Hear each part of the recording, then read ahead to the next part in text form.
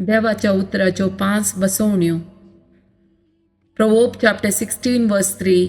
तुझे काम सरस्पराचे अधीन कर आणि तुज्यो येवजण्यो सुफोळ जातल्यो.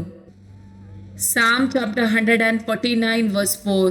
कित्याक सरस्पर आपल्या परचेसो मोग करता, दुबळ्या धाकट्याक तो सैतसो मुकुट दिता.